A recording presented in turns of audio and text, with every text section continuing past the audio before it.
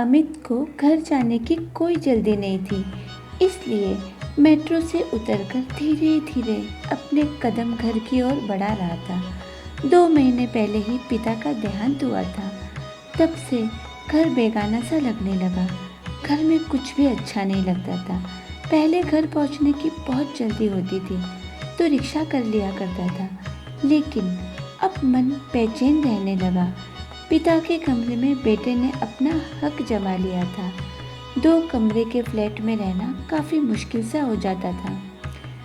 उसने क्षीण स्वर में कहा कि इतनी क्या जल्दी है, कुछ समय और मेरे पिता की यादों को इस कमरे में बिखरा रहने दो।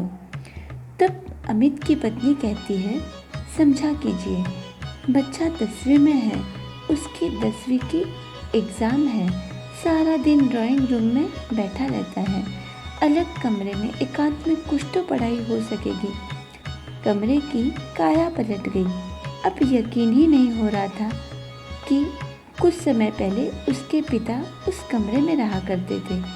कुछ दिन बाद पत्नी सकुचाते हुए बोली, सुनिए, अगर आपको आपत्ति न हो तो मैं महिला मंडल और किटी पार्टी में जाना चाहती हूँ, क्या मैं जाऊँ?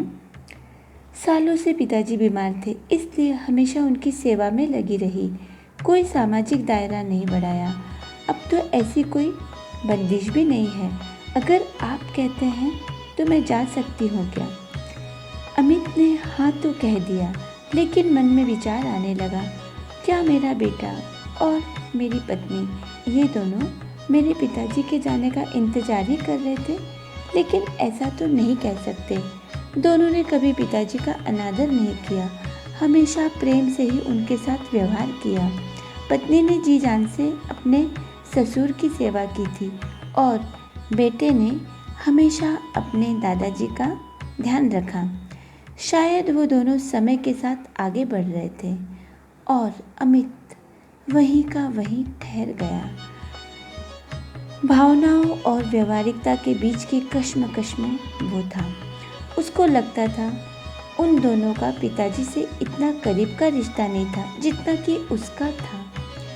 चलते चलते रवि को महसूस हुआ कि एक बुजुर्ग जो उनके सामने से आ रहे थे, बिल्कुल अमित को अपने पिता की तरह लग रहे थे। वो उसके पिता से मिलती जुलती कद काठी के थे। वो उनके हाथों में कुछ सामान था जिसके कारण उन्हें चलने में काफ़ी परेशानी हो रही थी। अमित उनके पास जाकर बोला, सामान मुझे दे दीजिए, मैं आपको छोड़ आता हूँ। पहले तो बुजुर्ग ने उसे ध्यान से देखा, फिर अपना झोला उसे पकड़ा दिया। इधर उधर की बातें करते हुए अमित उन्हें उनकी सोसाइटी तक पहुँचा देता है। उनकी सोसाइटी बिल्कुल अमित की सोसाइटी के सामने ही थी। अगले कई दिन तक यह संयोग बना रहा कि वो बुजुर्ग उसे रास्ते में मिल जाते और दोनों बात करते करते चलते जाते। रवि को अपने अंदर की बेचैनी कुछ कम सी लगी, कुछ कम खलने लगी। बुजुर्ग महाशय का बेटा विदेश में रह रहा था और उनकी पत्नी का भी 1 साल पहले देहांत हो चुका था, इसलिए वो भी काफ़ी अकेले पड़ गए थे। एक दिन अमित को ऑफिस में देर हो गई। सोच रहा था आज मुलाकात होगी भी या नहीं होगी, लेकिन ये क्या, बुजुर्ग खड़े खड़े उस अमित का ही इंतजार कर रहे थे।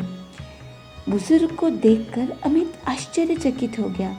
उनको देखते ही वह बोले, क्या हुआ, आप मेरा इंतजार कर रहे हो? तब बुजुर्ग कहते हैं, काफ़ी देर कर दी बेटा तुमने। आज कब से मैं तुम्हारा इंतजार कर रहा था, मानो जैसे मुझे कुछ अच्छा ही नहीं लग रहा हो। 10 कदम का तुम्हारा साथ भी मुझे जिंदा होने का एहसास दिला जाता है। मानो अमित के मन में भी यही बात हो कि 10 कदम का उस बुजुर्ग का साथ उसे जिंदा होने का एहसास दिला जाता है। हम कहाँ जा रहे हैं, क्या पाना चाहते हैं, यह हम भी नहीं जानते। कहने का तात्पर्य यह है कि आज की युवा पीढ़ी सिंगल फैमिली में बिलीव करती है, जबकि ऐसा नहीं होना चाहिए। हमारा घर आज भी अपने बड़ों के बिना सूना है।